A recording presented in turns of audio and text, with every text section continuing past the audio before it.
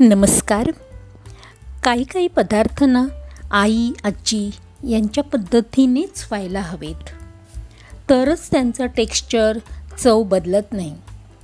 त्या पदार्थांची गोडी आणि आठवण जिभेवर कायम राहते. त्यातलीच एक गुळपोळी.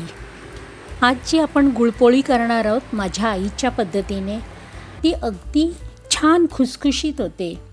आपण ही गुळपोळी करायला जे तीळ वापरणार आहोत ना, ते बिना पॉलिशचे वापरणार आहोत, गावरान. कारण पॉलिशच्या तिळापेक्षा गावरान तिळांना चव छान असते. तर इथे आपण हे तीळ घेतलेत, 1 वाटी भरून घेतलेत.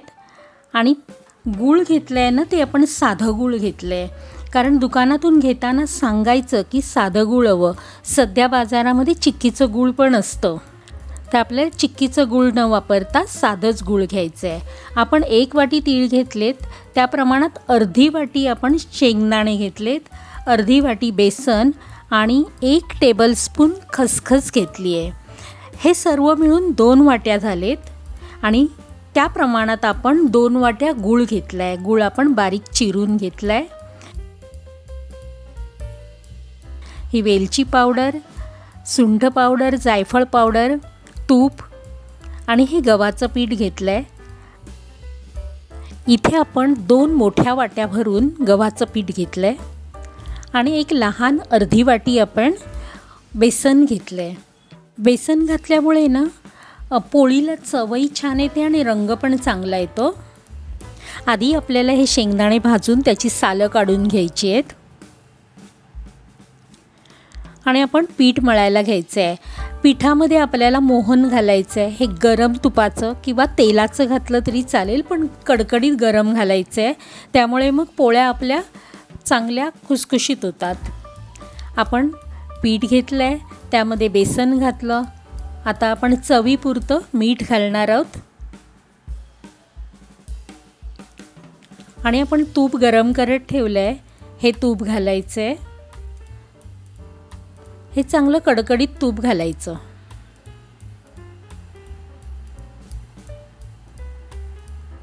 आणि आता हे पीठ ढवळायचं आहे, पण गरम असल्यामुळे आधी चमच्याने ढवळायचं. मग हात लावण्या इतपत थंड झालं की मग आपण चमचा काढून ठेवून हाताने ह्या पिठाला हे चांगलं तूप लावून घ्यायचं आहे.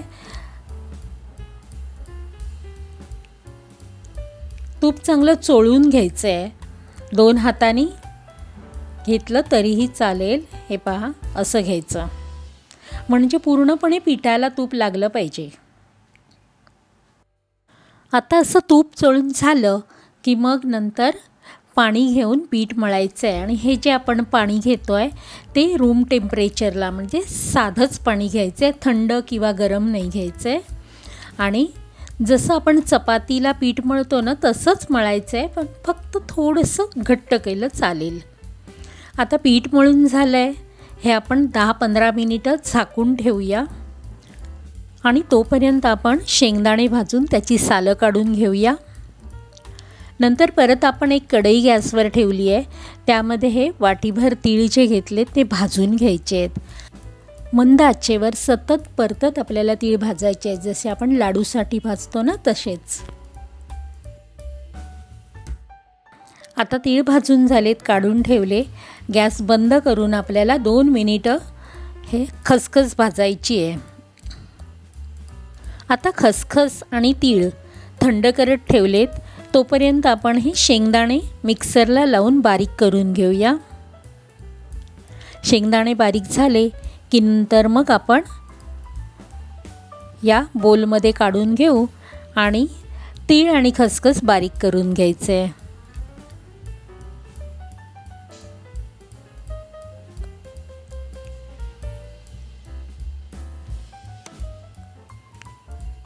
तीळ आणि खसखस वाटून झालं की नंतर मग आपण परत गॅसवर एक कढई ठेवायची आहे.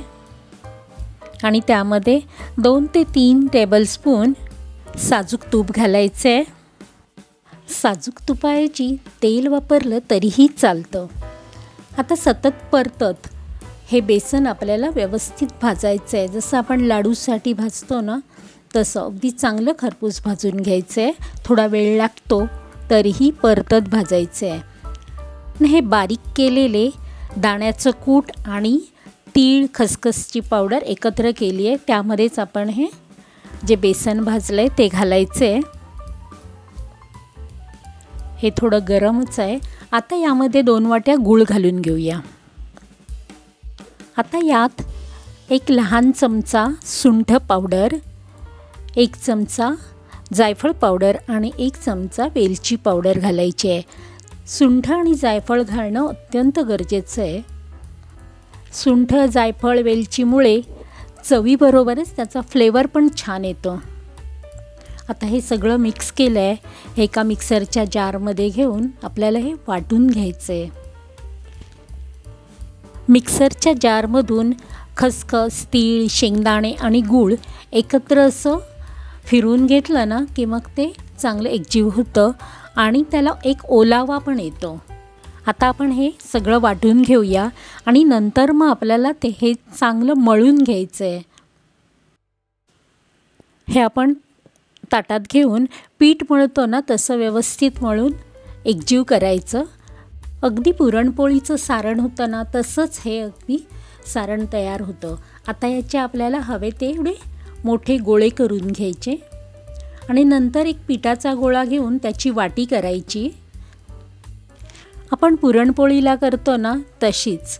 आता या वाटीमध्ये हा एक गोळा घ्यायचा आणि बंद करायचा आणि याला पीठ लावून आपल्याला ही लाटून घ्यायची आहे. जशी पुरणपोळी लाटतो ना तशीच, फक्त यामधलं सारण आपल्याला पुढे पुढे सरकवायचं आहे, म्हणजे ते अगदी काठापर्यंत सारण गेलं पाहिजे. हे पहा. आणि आपण तवा गरम करत ठेवला आहे. पोळी व्यवस्थित लाटून झाली की मग गरम तव्यावर टाकायची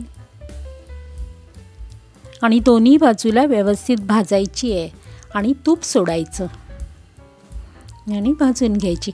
आणि गॅस आहे ना एकदम मोठा नाही ठेवायचा, कमी गॅस ठेवून त्याच्यावर भाजली ना की नंतर थंड झाल्यावर ती छान अशी थोडी कडक खुसखुशीत होते, म्हणजे पुरणपोळ्यांसारखी अगदी नरम लुसलुशीत होत नाही.